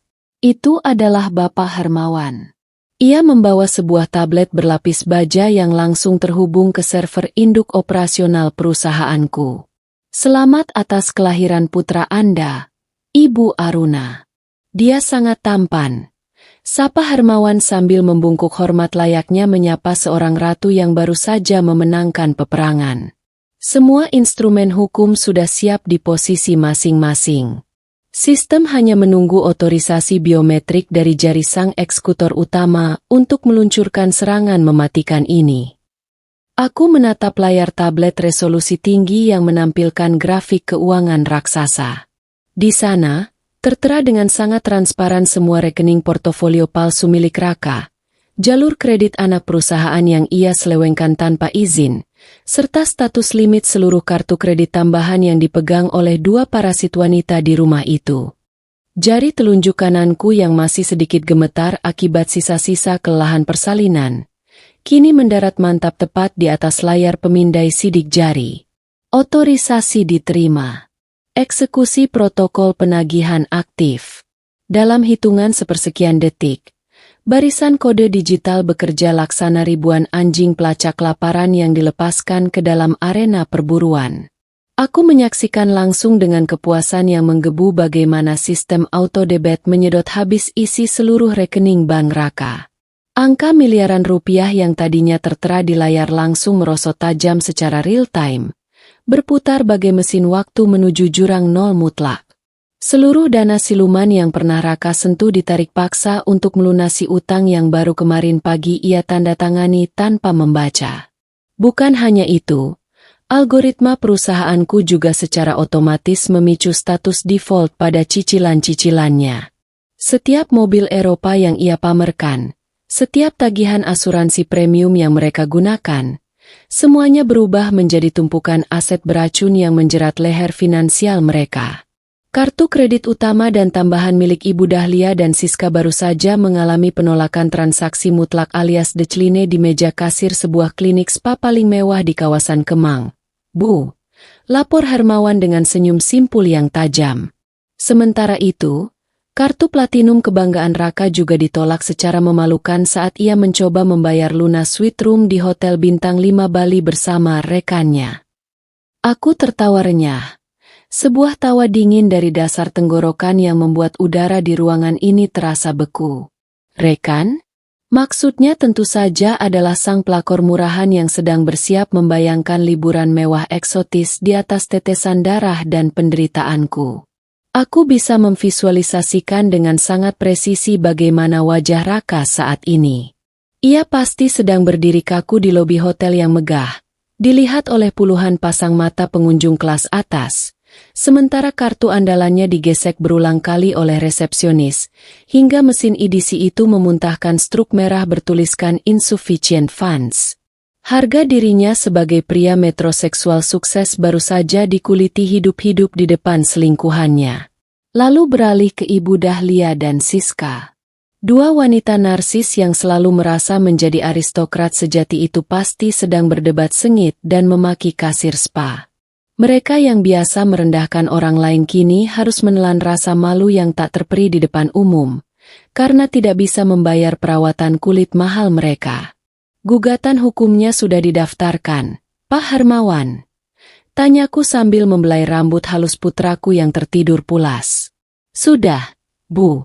Salinannya sudah resmi masuk antrean pengadilan, dan gugatan perdata ini dirancang seperti jaring laba-laba, tanpa ada satupun celah untuk mediasi. Selain itu, kami sudah mengirimkan peringatan awal ke sistem perbankan sentral. Nama Raka Mahendra secara resmi masuk ke blacklist BI sebelum jam kerja hari ini berakhir. Sangat memuaskan. Desisku penuh kemenangan. Operasi likuidasi aset ini berjalan lebih mulus dari yang pernah kubayangkan di dalam kepalaku. Mulai detik ini, mereka secara de facto telah berubah status menjadi gelandangan elit. Rumah megah bergaya Mediterania yang mereka tinggali dan agung-agungkan saat ini sudah tidak lagi mengizinkan mereka masuk. Aku telah memerintahkan tim keamanan khusus untuk memulai prosedur pengosongan paksa malam ini juga. Ketika mereka pulang dengan wajah penuh aib nanti, mereka tidak akan menemukan kunci pintu yang pas, tidak akan ada pelayan yang menyambut, dan tidak akan menemukan Rp1 pun tersisa. Mereka hanya akan memiliki satu sama lain di dalam kemiskinan yang absolut. Pintu yang mereka kunci dari luar kamarku tadi pagi, kini telah menjadi pintu gerbang menuju neraka abadi mereka sendiri. Mereka akan dipaksa merangkak menyusuri kerasnya aspal ibu kota, mencari tempat perlindungan murah di sebuah gubuk reot di sudut pinggiran kota. Paru-paru sombong mereka tidak akan lagi menghirup udara dingin dari pendingin ruangan premium, melainkan akan dicekik oleh bau selokan yang menguap dari parit-parit kumuh tempat mereka kini bernaung. Aku mendekatkan bibirku ke telinga Radeva, berbisik dengan nada yang sangat lembut namun dipenuhi oleh baja ketegasan seorang ibu yang berkuasa. Lihatlah dari atas sini, anakku. Ibumu baru saja melenyapkan monster-monster yang berani mencoba merendahkan kita. Kita akan membangun imperium kita sendiri, bersih tanpa setitik pun kotoran pengkhianat di dalamnya. Radeva kecil menggeliat pelan dalam pelukanku. Dari balik dinding kaca VVIP yang menyajikan kilau lampu kota ibu kota menjelang malam, aku menikmati panorama absolut kekuasaanku. Pesta darah finansial baru saja dimulai. Dan Ratu Kuliner kini duduk tegak di atas singgasananya tanpa lawan yang tersisa. Di dalam kesunyian ruang pemulihan VVIP yang sejuk, layar tablet berlapis baja di tanganku menampilkan teater kehancuran yang sangat artistik. Bapak Hermawan telah menyambungkan dashboard sistem keamanan finansial perusahaanku langsung ke genggamanku. Melalui layar resolusi tinggi ini, aku tidak hanya melihat deretan angka yang merosot tajam akibat eksekusi auto-debit, melainkan menyerap setiap tetes kepanikan dari musuh-musuhku secara real-time. Aku bukan lagi wanita lemah yang mengalah dan menyembunyikan taringnya di balik das terlusuh. Hari ini, aku adalah seorang eksekutor mutlak yang sedang duduk santai di atas tahta, memegang kendali penuh atas hidup dan mati mereka. Layar tabletku terbagi menjadi 2 jendela pemantauan log transaksi perbankan. Jendela pertama menampilkan laporan dari sebuah klinik kecantikan dan butik super mewah di kawasan elit Kemang. Di sanalah 2 parasit menjijikan, Ibu Dahlia dan Siska, sedang berusaha memanjakan kulit mereka yang tak seberapa berharga itu. Menurut laporan intelijen Hermawan, mereka baru saja menghabiskan waktu 3 jam untuk perawatan stem cell dan memborong tas serta produk perawatan kulit impor senilai 85 juta rupiah. Aku bisa membayangkan dengan sangat presisi bagaimana Ibu Dahlia berdiri pongah di depan meja kasir marmer, mengibaskan rambutnya sambil menyodorkan kartu kredit hitam tambahan dari rekening Raka. Namun, kali ini, mesin edisi itu tidak mengeluarkan bunyi persetujuan yang merdu. Beb, transaction declined. Sang kasir mencoba menggeseknya lagi dengan senyum canggung. Beb, transaction declined. Coba kartu yang satu lagi. Mbah, mesin kalian pasti yang rusak. Anakku itu direktur. Limit kartunya miliaran. Bentak Ibu Dahlia. Urat lehernya pasti sedang menonjol keras menahan malu, karena mulai menjadi pusat perhatian para sosialita lain di lobi butik. Siska dengan angkuh menyodorkan kartunya sendiri. Namun hasilnya sama nihilnya. Mereka bahkan mencoba merayu sang manajer butik, berdalih bahwa bank sedang mengalami gangguan teknis sementara. Namun di dunia kaum elit, kartu yang ditolak berulang kali adalah aib dan dosa sosial yang tak terampuni. Mereka tidak tahu bahwa algoritma perusahaanku telah melancarkan likuidasi aset secara sangat agresif. Semua uang yang mereka anggap milik Raka telah disedot bersih tanpa ampun untuk membayar utang korporat. Kini, mereka berdiri di sana tanpa bisa membayar sepeser pun. Sang manajer butik, yang sangat mengenali tipe pelanggan penipu, dengan sopan namun tegas meminta mereka mengembalikan semua barang belanjaan. Rasa malu yang menampar wajah mereka di depan publik jauh lebih menyakitkan daripada tamparan fisik manapun. Mereka yang selalu menghinaku sebagai benalu miskin yang cuma bisa numpang hidup, detik ini resmi menjadi gelandangan elit yang bahkan tidak mampu membeli sebotol air mineral. Aku tersenyum sinis, mengalihkan pandanganku ke jendela pemantauan kedua di layar tablet. Radar melacak lokasi kartu kredit utama Raka yang sedang mencoba melakukan otorisasi di sebuah resor bintang 5 eksklusif di tebing Uluwatu, Bali. Di lobi resor yang menghadap langsung ke Samudra Hindia itu, Raka sedang berusaha memamerkan kekayaannya di depan sang pelakor murahan yang dibawanya. Tagihan Presidential Suite selama 3 malam yang dipesannya mencapai angka 300 juta rupiah. Dengan gaya arogan andalannya, Raka menyodorkan kartu platinum kebanggaannya ke resepsionis. Layar sistemku berkedip merah menyala. Authorization failed. Account frozen. Aku membayangkan wajah Raka yang tadinya tersenyum mesum, mendadak pucat pasi seperti mayat. Ia pasti mencoba menelpon layanan perbankan pribadinya, membentak-bentak sang operator dengan panik tingkat tinggi. Raka yang terbiasa dihormati layaknya raja, kini ditatap penuh kecurigaan oleh petugas keamanan hotel. Namun, jawaban yang ia terima dari ujung telepon hanyalah konfirmasi kematian finansial. Operator bank pasti menjelaskan dengan dingin bahwa namanya baru saja diunggah ke dalam blacklist BI, akibat status kredit macet dan gugatan perdata bernilai raksasa dari perusahaanku. Sang pelakor murahan yang mendampinginya, yang awalnya bermanja-manja memeluk lengannya, pasti langsung menarik diri dengan tatapan jijik begitu menyadari bahwa Sugar Daddy, pamerannya tak lebih dari seorang penipu bangkrut. Tidak ada liburan mewah. Tidak ada capital gain dari investasi gelap yang Raka janjikan padanya. Seluruh ilusi kekayaan Raka terbukti hanyalah tumpukan aset beracun yang kini meledak di wajahnya sendiri. Luar biasa indah, gumamku perlahan, mengusap perutku yang kini rata, lalu menatap Pradeva yang tertidur lelap di ranjang bayinya. Telepon di nakasku berdering singkat. Itu Hermawan. Ibu Aruna. Radar komunikasi kita menyadap eskalasi kepanikan mereka. Ibu Dahlia dan Siska sedang mencoba menelepon Raka puluhan kali sambil menangis histeris di pinggir jalan Kemang, karena mereka tidak memegang uang tunai untuk memesan taksi. Di sisi lain, Raka baru saja ditinggalkan oleh selingkuhannya di lobi Hotel Bali. Ia sedang memohon kepada temannya untuk meminjamkan uang tiket pesawat kelas ekonomi agar bisa segera pulang ke Jakarta malam ini juga. Biarkan mereka bergegas pulang, Pak Hermawan. Setiap detik yang berlalu adalah penyiksaan psikologis bagi mereka. Jawabku dengan nada seringai yang tak tertutupi. Mereka pasti berpikir ada kesalahan sistem, atau mereka berpikir bisa menyalahkanku, wanita lemah yang mereka kurung di kamar tadi pagi. Betul, Bu. Mereka saat ini berpikir bahwa rumah mewah itu masih milik mereka. Mereka mengira akan pulang ke tempat perlindungan yang aman. Kalau begitu, mari kita sambut kepulangan mereka. Siapkan tim keamanan, Pak Hermawan.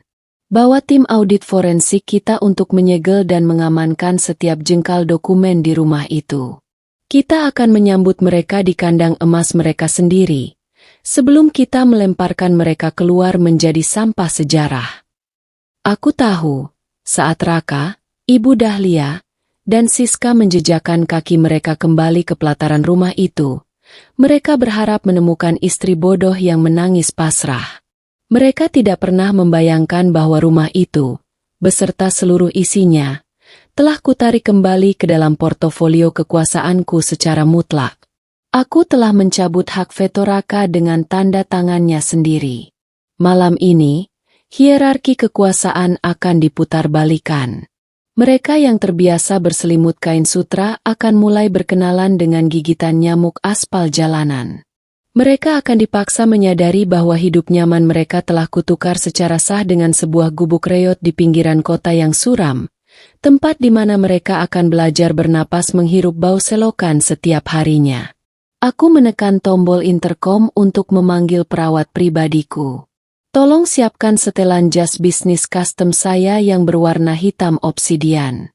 Dan siapkan mobil Maybach di pintu lobi bawah dalam waktu 1 jam. Sudah saatnya sang ratu pulang untuk meresmikan eksekusi ini secara tatap muka.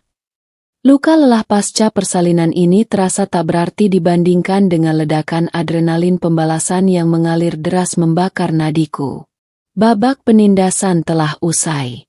Sekarang, saatnya mereka membayar tunai tagihan atas pesta keangkuhan yang telah mereka nikmati.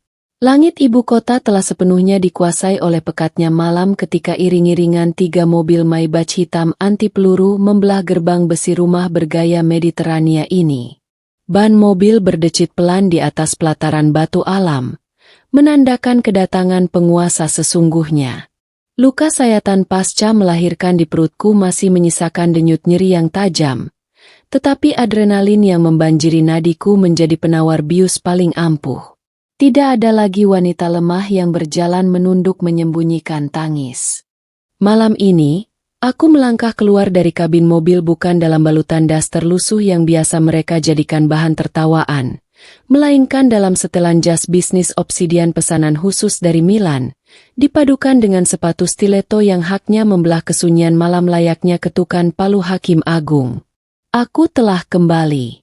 Sang eksekutor absolut telah pulang kandang. Di belakangku, Bapak Hermawan berjalan tegap seperti bayangan maut, membawa koper perak berisi ratusan lembar dokumen kematian finansial mereka.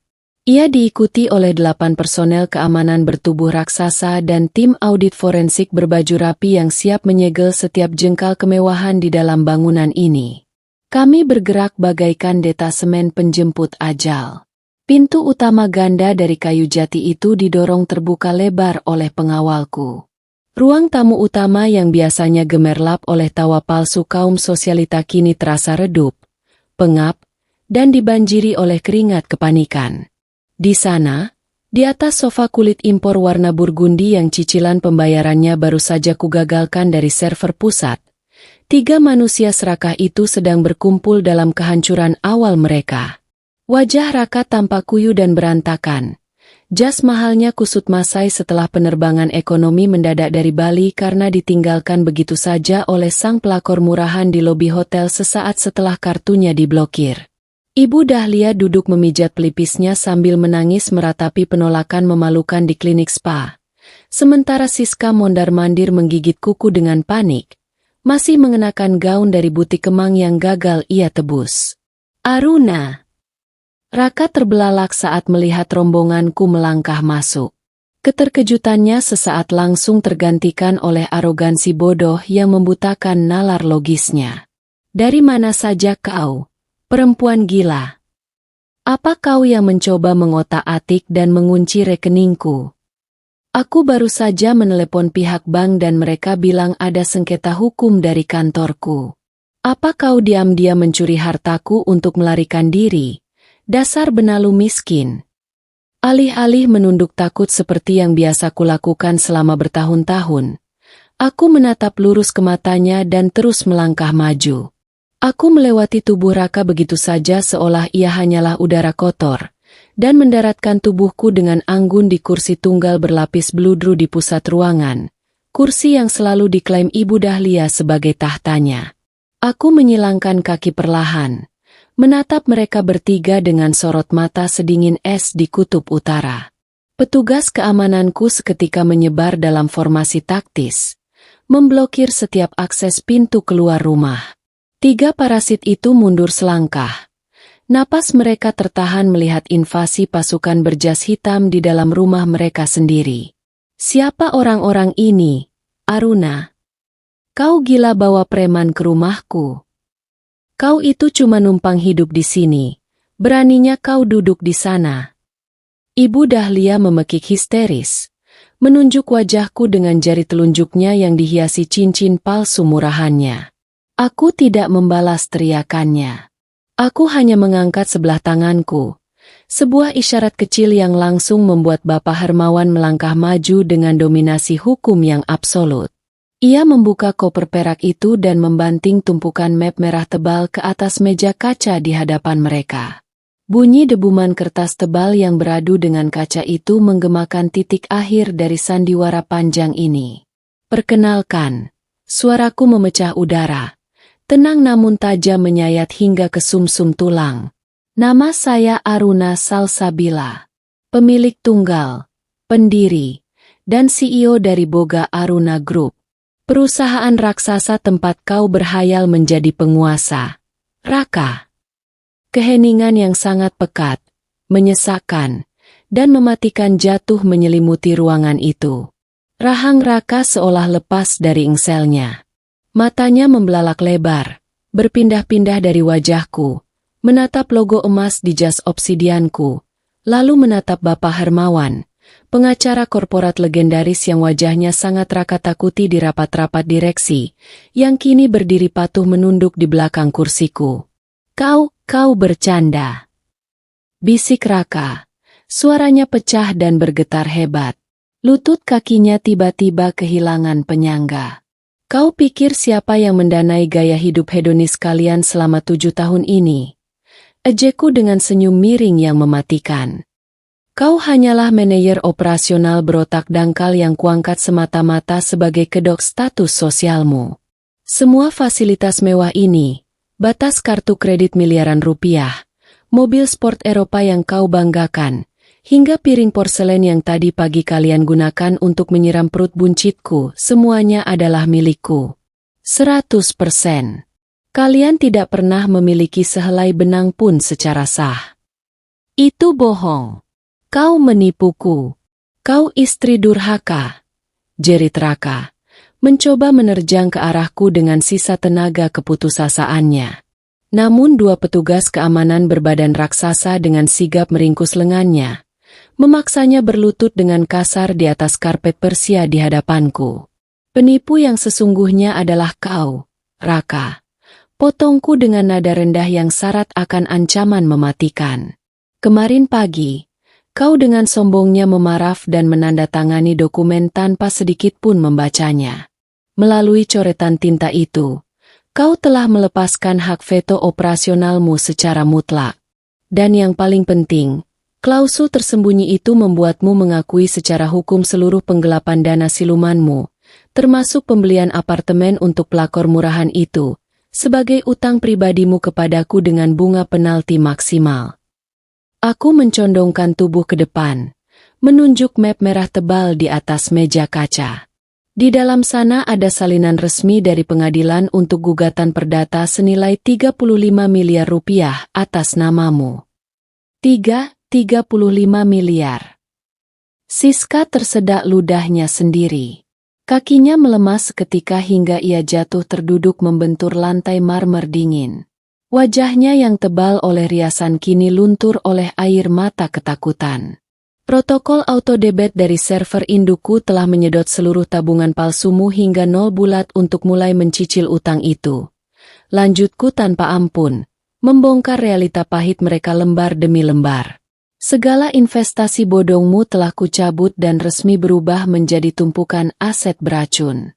Kau tidak akan pernah menikmati 1 rupiah pun capital gain dari perusahaanku.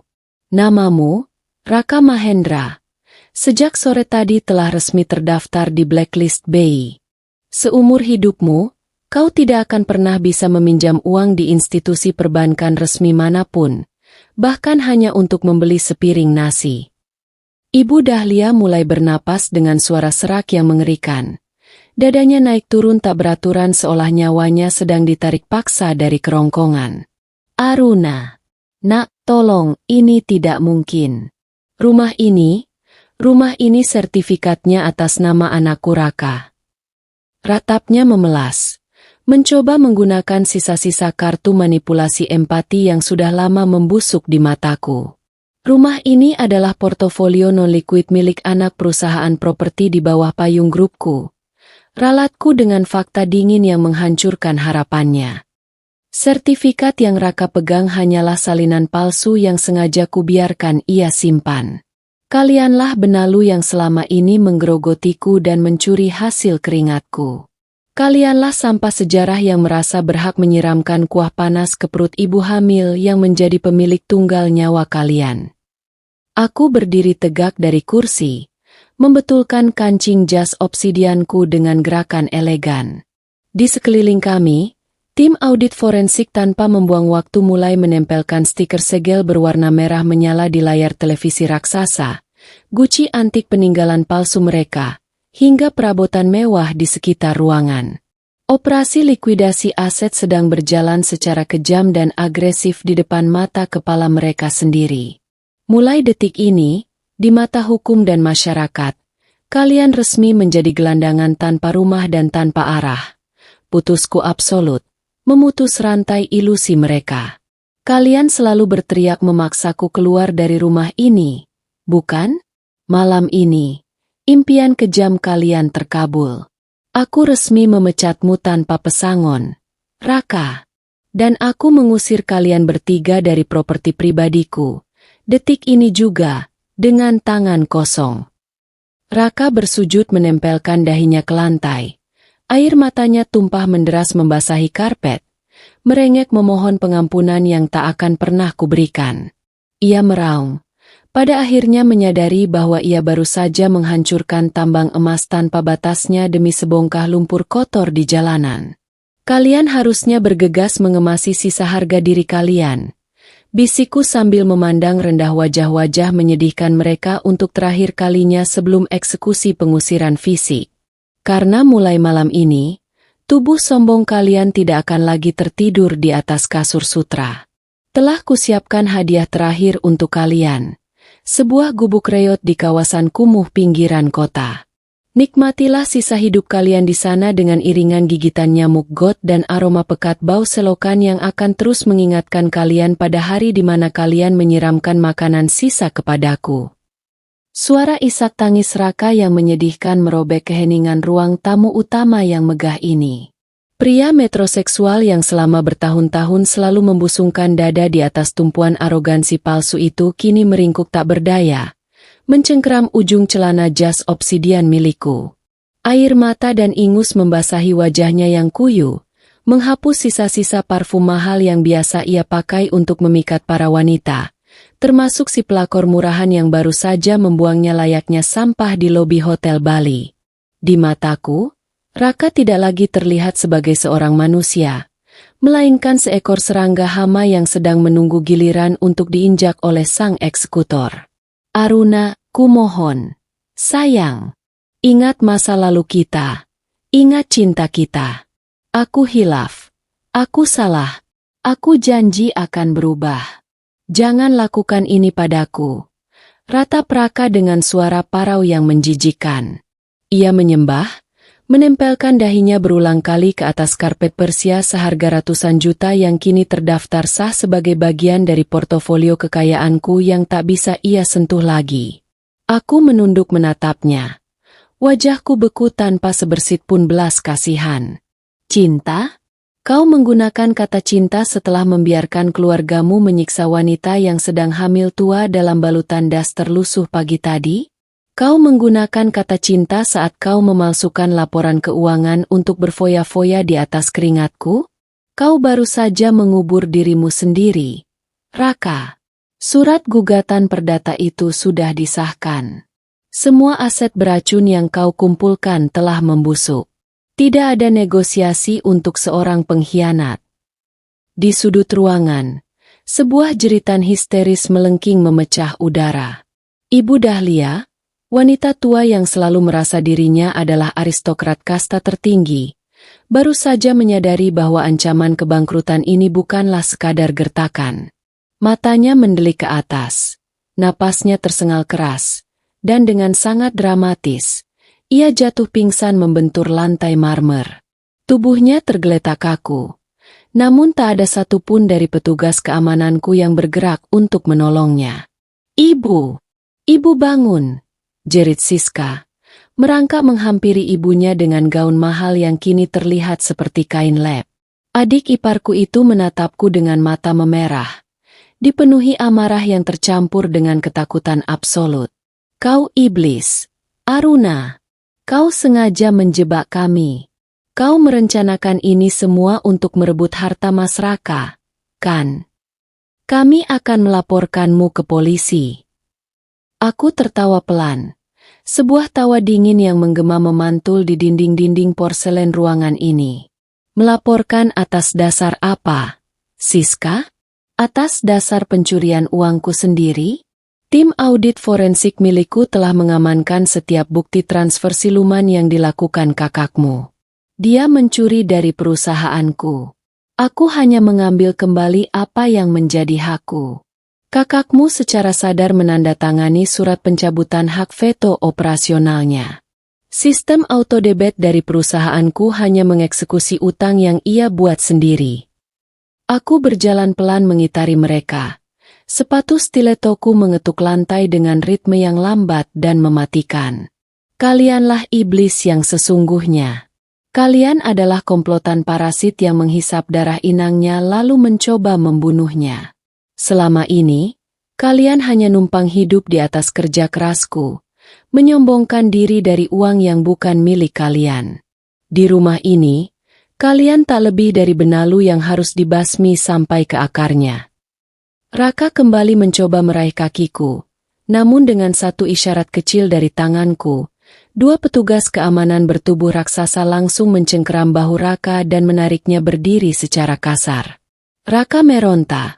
Namun tenaga pria yang hanya bisa memanipulasi angka itu tidak ada apa-apanya dibandingkan kekuatan aparat terlatihku. Pak Hermawan, panggilku tanpa menoleh. Pastikan semua proses likuidasi aset berjalan malam ini juga. Jangan biarkan mereka membawa satu barang pun yang dibeli menggunakan uang perusahaanku. Periksa saku mereka, lucuti jam tangan mereka, sita perhiasan palsu mereka. Mereka masuk ke kehidupanku tanpa membawa apa-apa. Maka mereka juga harus keluar dengan tangan kosong. Siap, Ibu Aruna. Sistem perbankan juga baru saja mengonfirmasi bahwa pemblokiran akses finansial mereka telah permanen. Nama Raka Mahendra secara resmi dan final telah terkunci di dalam blacklist BI. Tidak ada harapan sekecil apapun baginya untuk meraih Rp1 pun capital gain atau bantuan kredit dari pihak manapun. Lapor Hermawan dengan ketegasan seorang jenderal medan perang. Mendengar putusan mati finansial itu, sisa-sisa kewarasan Raka hancur lebur. Ia menangis meraung-raung, merutuki kebodohannya sendiri, menyadari bahwa ia telah membuang berlian demi segenggam kerikil jalanan. Sementara itu, Siska mencoba melarikan diri ke lantai 2 untuk menyelamatkan tas-tas branded miliknya. Namun langkahnya langsung dihadang oleh 2 anggota tim audit yang sedang menyegel pintu kamarnya. "Itu tasku. Minggir kalian. Itu hadiah dari Mas Raka," teriak Siska histeris, berusaha merebut sebuah tas Hermes dari tangan petugas. "Itu adalah barang sitaan atas nama Boga Aruna Group," balasku tajam dari lantai bawah. Seret dia turun. Dan seret juga wanita tua yang pura-pura pingsan itu keluar dari rumahku. Waktu bermain telah habis. Para petugas keamanan bergerak cepat dan tanpa ampun. 2 orang menyeret Raka yang masih menangis memanggil namaku. 2 orang lainnya memegang lengan Siska yang terus meronta dan memaki dengan kata-kata kotor yang tak lagi elegan. Dan 2 orang terakhir mengangkat tubuh Ibu Dahlia, yang mendadak terbangun dari pingsan palsunya saat bahunya ditarik paksa, menyeretnya di atas lantai porselen yang dingin menuju pintu utama yang terbuka lebar ke arah malam yang gelap. Aku berdiri di ambang pintu, bersedekap dada mengawasi proses pengusiran paksa itu dengan kepuasan yang mendarah daging. Angin malam yang dingin berhembus menerpa wajahku. Namun tak sedingin hatiku yang telah membeku oleh dendam yang terbayar lunas. "Aruna, kau tidak bisa melakukan ini pada kami. Kami ini keluargamu. Di mana kami akan tidur malam ini?" Ratap Ibu Dahlia. Air mata merusak riasan tebal di wajah keriputnya. Kesombongan sosialitanya telah runtuh sepenuhnya, menyisakan wajah seorang wanita tua yang putus asa. "Kalian bukan keluargaku. Kalian hanyalah sampah sejarah yang sudah waktunya kubuang," ucapku dengan suara datar, tanpa intonasi kemarahan, hanya sebuah fakta mutlak. Jalanan ibu kota cukup luas untuk menampung kalian. Mulai detik ini, kalian resmi menjadi gelandangan. Tidurlah di perantoko, atau carilah sebuah gubuk reot di pinggiran kota yang atapnya bocor. Mulailah berlatih bernapas menghirup bau selokan yang pekat, karena hanya itulah pewangi ruangan yang mampu kalian beli dengan sisa harga diri kalian. Tanpa menunggu balasan dari mulut-mulut kotor mereka, aku membalikkan badan. Tim keamananku melemparkan tubuh ketiga manusia buangan itu keluar melewati gerbang besi raksasa rumahku. Suara tubuh mereka yang menghantam aspal jalanan di luar sana adalah melodi terindah yang pernah kudengar. Aku mengangkat tangan, memberi isyarat pamungkas. Petugas keamanan segera menutup pintu gerbang utama yang menjulang tinggi, mengunci rapat akses mereka menuju surga duniaku, dan meninggalkan mereka dalam kegelapan malam yang dingin. Raka, Ibu Dahlia, dan Siska kini resmi terkurung di luar jaring kekuasaanku, tak berharga, tak berdaya, dan hancur lebur secara finansial dan sosial. Sandiwara di kandang emas ini telah usai. Fase penindasanku telah berakhir, digantikan oleh kejayaan sang ratu yang berdiri tegak di atas puing-puing arogansi musuhnya. Aku melangkah kembali ke dalam rumahku yang kini telah suci dari polusi keberadaan mereka, bersiap menyongsong hari esok sebagai penguasa absolut, membiarkan karma yang sebenarnya membusukkan sisa umur mereka di luar sana. Hujan badai mengguyur ibu kota tanpa belas kasihan, seolah langit pun ikut mencemooh 3 sosok manusia yang kini meringkuk kedinginan di bawah atap hal tebus berkarat. Raka Mahendra, pria yang 24 jam lalu masih mengenakan setelan jas linen seharga puluhan juta dan memamerkan capital gain ilusifnya pada rekan-rekan sosialitanya, kini duduk memeluk lutut dengan kemeja basah kuyup di bawah rintik air hujan yang kotor. Di sebelahnya, Ibu Dahlia menggigil hebat, memeluk lengannya sendiri sementara sisa riasan wajahnya luntur menjadi coretan hitam yang mengerikan. Siska, sang adik ipar yang tadinya begitu bangga merendahkan orang lain, kini menangis sesenggukan, meratapi sepatu hak tingginya yang patah sebelah saat diseret keluar dari gerbang besi malam itu. Malam itu, mereka resmi menjadi gelandangan. Tak ada lagi pelayan yang menyambut. Tak ada lagi kasur sutra atau pendingin ruangan premium. Mereka yang selama ini bertindak layaknya bangsawan, kini disadarkan oleh tamparan keras realita bahwa mereka tak lebih dari sekumpulan benalu yang telah kehilangan inangnya dan tak memiliki pijakan apapun. Raka mencoba menghidupkan layar ponselnya yang retak. Jari-jarinya yang pucat dan keriput karena air hujan gemetar hebat saat menekan layar. Ia membuka aplikasi perbankannya untuk kesekian kalinya, berharap keajaiban akan mengubah angka nol mutlak di layarnya. Namun, realita finansial tak pernah berpihak pada seorang pengkhianat. Protokol autodebit dari server Boga Aruna Group telah menyapu bersih segalanya. Ribuan transaksi penarikan paksa telah menyedot habis saldo miliaran itu, hingga menyisakan angka minus yang mencekik leher. Nama Raka Mahendra kini telah terukir tebal dengan tinta merah di dalam sistem blacklist BI. Tidak ada satupun bank yang sudi menatapnya. Lembaga pinjaman non-formal sekalipun menolaknya akibat peringatan sistematis dari tim hukum. Lebih parah lagi, salinan gugatan perdata senilai 35 miliar rupiah yang dilayangkan mantan istrinya secara brutal telah mengubah seluruh sisa portofolionya menjadi aset beracun yang mengunci ruang geraknya. Raka telah mati secara perdata.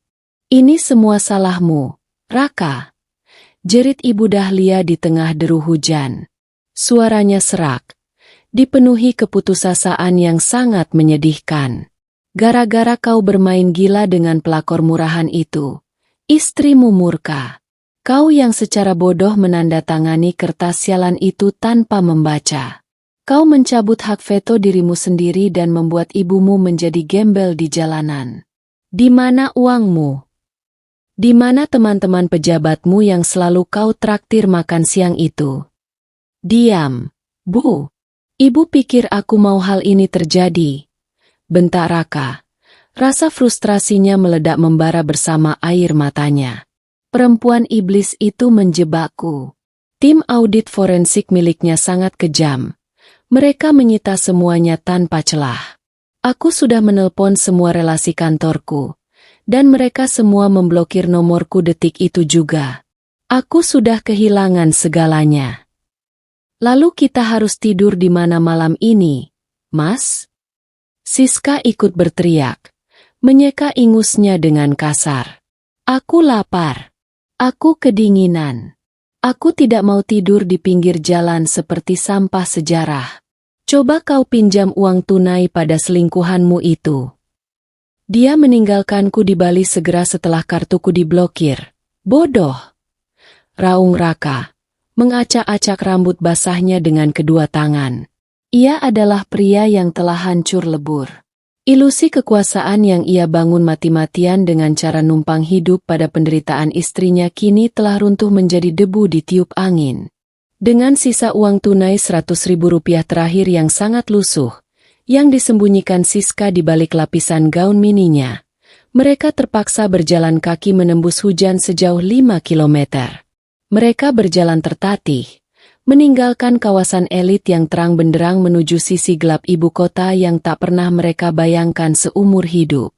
Di sebuah gang sempit yang sangat lembab, gelap, dan penuh dengan genangan lumpur kotor, mereka menemukan sebuah tempat penyewaan kamar harian murahan. Bukan, tempat itu bahkan tidak pantas disebut kamar. Itu adalah sebuah gubuk reot dengan dinding triplek yang sudah berjamur, rapuh dimakan rayap, dan atap seng berlubang yang meneteskan air keruh tepat ke tengah ruangan. Lantainya hanya berupa pelur semen kasar yang dingin. Tidak ada kasur berlapis bulu angsa, hanya selembar tikar pandan tipis peninggalan penyewa sebelumnya. Dan yang paling menyiksa paru-paru kesombongan mereka adalah kualitas udara di sana. Gang sempit itu dialiri langsung oleh sebuah parit terbuka berwarna hitam pekat, tempat pembuangan limbah rumah tangga ratusan warga kumuh, menghasilkan bau selokan yang teramat menyengat. Bau pesing dan gas metana itu menusuk hidung hingga membuat lambung Siska bergejolak keras. Memuntahkan air liur pahit karena perutnya sudah kosong melompong sejak diusir. Aku tidak mau masuk ke sana, tolak Siska. Mundur perlahan dengan tatapan penuh jijik. Tempat ini lebih buruk dari kandang hewan. Ini sarang penyakit. Ibu, baunya seperti bangkai. Masuk. Ini satu-satunya tempat yang bisa kita bayar dengan sisa recehan ini. Kita tidak punya uang. Kau mengerti? Kita ini sudah hancur. Raka membentak putus asa, mendorong paksa punggung adiknya ke dalam. Wajah arogan itu kini dihiasi tangis penyesalan yang sudah sangat terlambat. Ibu Dahlia melangkah masuk dengan kaki gemetar parah. Ia menatap dinding triplek tersebut dengan pandangan kosong. Dulu, setiap pagi ia bisa bersantai di sofa kulit impor sambil merendahkan menantunya yang sengaja mengenakan daster lusuh. Kini, gaun sutra mahalnya yang basah kuyup dan bercampur lumpur kotor terasa jauh lebih hina daripada kain pel kumal manapun. Wanita tua itu meringkuk di sudut ruangan yang bocor, memeluk lututnya yang ngilu digigit hawa dingin, menangis meraung-raung menyadari bahwa keluarga mereka benar-benar telah menjadi sekawanan parasit yang dibuang ke tempat sampah peradaban. Di sisi lain ibu kota, sangat jauh dari jeritan histeris dan isak tangis di bilik kumuh tersebut, sebuah layar monitor resolusi tinggi memancarkan cahaya biru keperakan. Di balik meja kerja berbahan kayu solid di dalam ruang perpustakaan pribadinya, Aruna Salsabila duduk bersandar dalam keheningan malam. Ia menyesap pelan secangkir teh kamomil hangat, memandang layar itu dengan sepasang mata yang sepenuhnya kosong dari belas kasihan. Layar itu menampilkan rekaman visual dari kamera pengawasan tersembunyi yang diretas oleh tim intelijennya di sekitar mulut gang kumuh itu. Ia mengamati dari kejauhan bagaimana mantan suaminya, mantan mertuanya, dan adik iparnya berjalan terseok-seok seperti pesakitan. Ia melihat kebanggaan mereka dikuliti habis-habisan oleh tamparan realita jalanan yang brutal. Tidak ada senyum pongah yang merekah di wajah Aruna. Hanya ada aura kepuasan beku milik seorang eksekutor yang baru saja memastikan pedangnya memenggal rantai pengkhianatan dengan presisi bedah. Laporan dari tim likuidasi aset yang dipimpin oleh Bapak Hermawan telah dikonfirmasi sempurna. Proses pengambil alihan kembali seluruh portofolio berjalan tanpa hambatan. Semua akses jaringan Raka untuk mendapatkan utang baru telah diblokir secara sistematis. Ia telah mengunci mereka dalam penderitaan absolut tanpa akhir.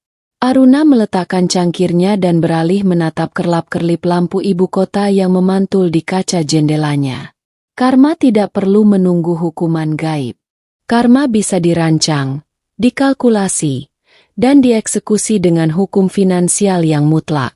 Penderitaan mereka di malam badai ini barulah sebuah hidangan pembuka.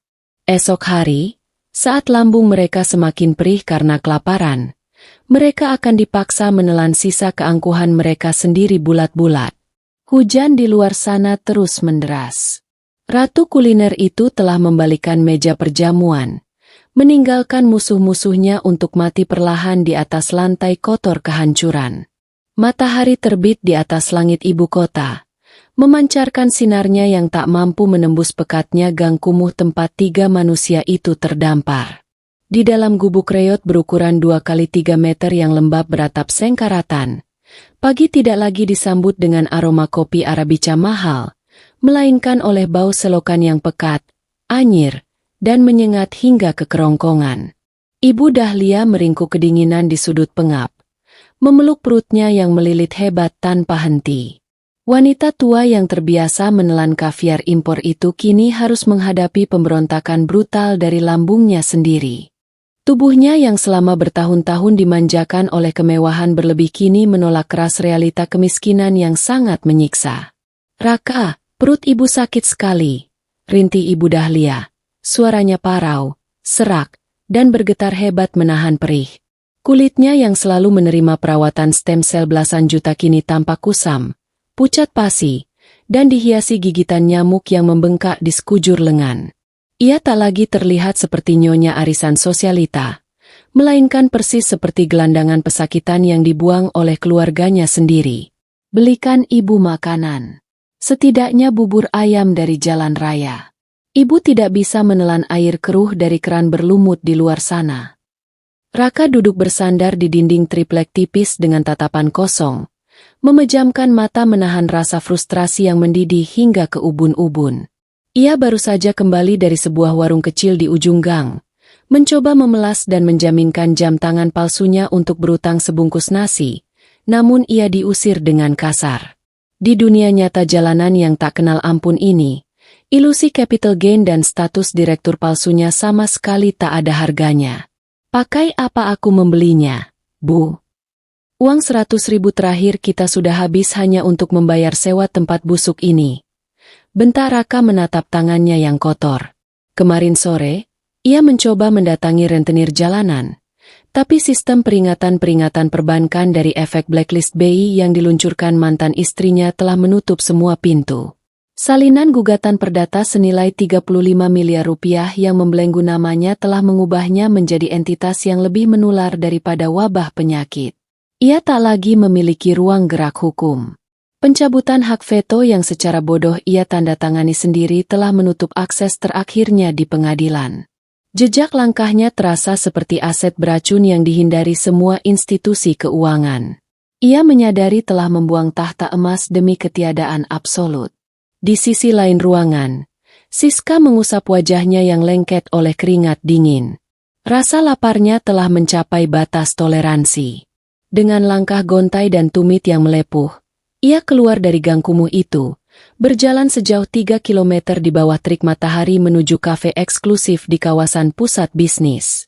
Siska meyakinkan dirinya bahwa teman-teman sosialitanya yang kaya raya pasti akan merasa iba dan meminjamkan uang. Saat tiba di pelataran kafe mewah dengan kaca transparan besar itu, Siska melihat 3 temannya sedang duduk santai di meja VIP menikmati high tea. Siska mendorong pintu kaca dengan penuh harap, namun tubuhnya segera didorong mundur secara kasar oleh petugas keamanan karena penampilannya yang sangat berantakan dan aroma tubuhnya yang menguar layaknya sampah basah. Biarkan aku masuk. Aku kenal mereka di dalam sana. Siska berteriak panik, melambaikan tangannya ke arah kaca. Natasha, Fiona, ini aku, Siska. Ketiga sosialita itu menoleh perlahan. Senyum mereka memudar seketika, digantikan oleh tatapan jijik yang tak ditutup-tutupi sedikit pun. Natasha bangkit dari kursinya dan berjalan mendekat ke arah pintu dengan langkah angkuh. Siska, astaga, penampilanmu menjijikkan sekali. Kau bau sekali, ucap Natasha tajam, menutup hidung rapat-rapat dengan sapu tangan sutra. Matanya memindai tubuh Siska dari ujung rambut lepek hingga kaki telanjangnya yang kotor, menilai kehancuran itu dengan kepuasan sinis. Kami sudah mendengar berita pemecatan memalukan dan kebangkrutan mutlak kakakmu. Kudengar, istrimu yang selama ini kalian hina sebagai benalu itu ternyata pemilik tunggal Boga Aruna Group. Dan kalian baru saja ditendang keluar layaknya anjing liar. Tasha, kumohon tolong aku. Siska mengemis merendahkan diri. Air matanya menetes menderas merusak sisa maskara. Pinjami aku uang. 10 juta saja. 3 juta juga tidak apa-apa. Ibuku sedang sakit keras. Kami tidak punya makanan sama sekali. Natasha tertawa mengejek. Tawa renyah yang dulu rutin Siska gunakan untuk menghina kakak iparnya setiap kali wanita itu terpaksa mengenakan daster lusuh. Meminjamkan uang pada keluarga penipu yang nama baiknya sudah hancur lebur? Aku bukan lembaga amal. Siska, kau itu sekarang tak lebih dari seekor parasit miskin yang menjijikan. Jangan pernah berani mendekati kami lagi. Kehadiranmu hanya akan menularkan bau selokan ke meja elit kami. Kata-kata itu menancap tajam merobek jantung kesombongannya. Tanpa belas kasihan, Natasha memberi isyarat kepada petugas keamanan untuk menyeret Siska menjauh dari pelataran. Diusir paksa untuk kedua kalinya dalam 24 jam benar-benar menghancurkan sisa kewarasan Siska. Ia tersungkur tak berdaya di aspal panas, menangis meratapi nasibnya yang kini sah menjadi sampah sejarah. Dari ketinggian menara pencakar langit, sistem intelijen yang dirancang tim audit forensik terus mengirimkan laporan real-time ke meja sang eksekutor. Aruna mengamati semuanya dengan keheningan yang mematikan. Tidak ada setetes pun rasa kasihan di mata Aruna. Wanita yang dulu memeluk perut buncitnya menahan siraman makanan sisa itu kini telah bertransformasi menjadi penguasa absolut yang menyedot habis oksigen dari kehidupan musuhnya. Melalui peretasan kamera jalanan, pemandangan kejatuhan Siska terekam sempurna. Begitu pula kondisi memprihatinkan Raka dan Ibu Dahlia di dalam bilik yang perlahan membusuk itu. Setiap aset yang pernah mereka klaim kini telah melewati proses likuidasi aset yang tanpa ampun. Setiap sen uang yang pernah mereka curi dari portofolio perusahaan sedang dihitung mundur potongannya melalui algoritma autodebit yang memastikan mereka miskin seumur hidup. Bersekongkol menghancurkan Aruna demi memanjakan pelakor murahan. Kini mereka menuai badai finansial. Mereka yang tadinya numpang hidup, kini terpaksa membusuk dalam kemiskinan mutlak. Siska kembali ke bilik kumuh itu pada sore hari dengan tangan hampa. Langkahnya diseret lemas. Saat memasuki ruangan, Ibu Dahlia sedang muntah-muntah hebat di atas lantai semen. Cairan empedunya mengalir keluar karena lambungnya telah menyerah. Bau asam lambung itu kini menyatu dengan pekatnya bau selokan, menciptakan aroma neraka yang sempurna untuk memenjarakan mereka. Raka menangis dalam diam di sudut gelap, meratapi hari di mana arogansinya mengubah hidupnya menjadi ketiadaan. Hari esok tidak akan membawa harapan baru, melainkan hanya kepastian akan rasa lapar yang semakin menggerogoti dan kehinaan yang akan terus menekan jiwa mereka hingga menembus dasar jurang yang paling kelam.